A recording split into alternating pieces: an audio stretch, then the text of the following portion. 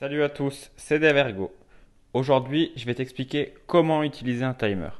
C'est un outil que j'utilise beaucoup au cabinet d'ergothérapie. Mais savais-tu que tu pouvais l'utiliser aussi à la maison ou à l'école? Voyons ensemble comment ça marche.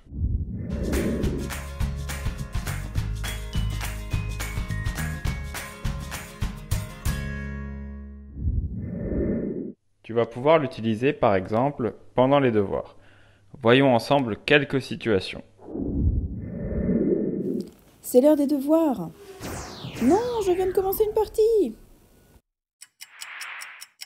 Tu vois ici par exemple, Tom n'était pas content. Il est en train de jouer et sa mère vient de lui annoncer qu'il avait des devoirs à faire. Je suis sûr que ça t'est déjà arrivé. Alors la maman de Tom lui propose d'utiliser un timer. Elle lui annonce 15 minutes de jeu. Dans 15 minutes, le timer va sonner. Tom est rassuré, il va pouvoir terminer sa partie. Et quand le timer sonnera, il ira faire ses devoirs. Papa, ça va être long les devoirs. Martin, lui, est anxieux au moment des devoirs. C'est une activité qu'il n'apprécie pas. Alors son père lui propose d'utiliser un timer. Tu vas devoir travailler grand comme ça. De cette manière, Martin pourra se projeter sereinement dans l'activité. Et quand le timer va sonner, il arrêtera de travailler. C'est très sécurisant pour lui et c'est beaucoup plus amusant. On arrête quand? J'en ai marre des devoirs.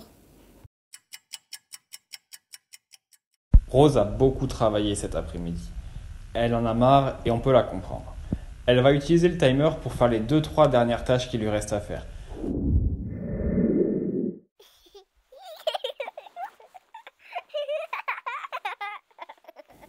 Youpi, j'ai fini.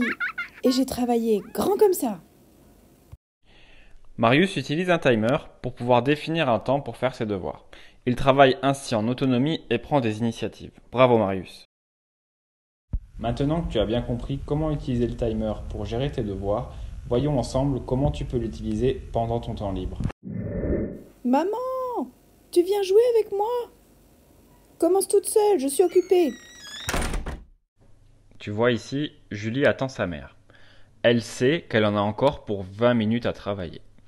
Alors elle va utiliser un timer. Quand le timer va sonner, sa mère va arriver. Julie peut ainsi jouer sereinement.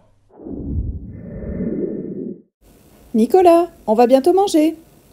Je suis en pleine répète là. Nicolas, on mange dans 10 minutes. La maman de Nicolas vient de lui annoncer un temps. Il va pouvoir utiliser les 10 minutes qui lui restent pour continuer à jouer. Ce temps, il va aussi l'utiliser pour gérer au mieux la transition. Il sait que dans 10 minutes, le timer va sonner et qu'il va devoir changer d'activité. Va ranger ta chambre. Clément est très occupé en ce moment. Il doit terminer son jeu, ranger sa chambre, alors il va organiser ses activités grâce à un planning. En plus de l'utilisation du planning, il va utiliser le timer. Le timer lui permettra de déterminer une durée pour chacune des activités. Voilà, c'est tout pour aujourd'hui. J'espère que tu auras compris que le timer peut être utile dans plein de contextes différents. Alors essaye-le et raconte-nous tes expériences. À bientôt!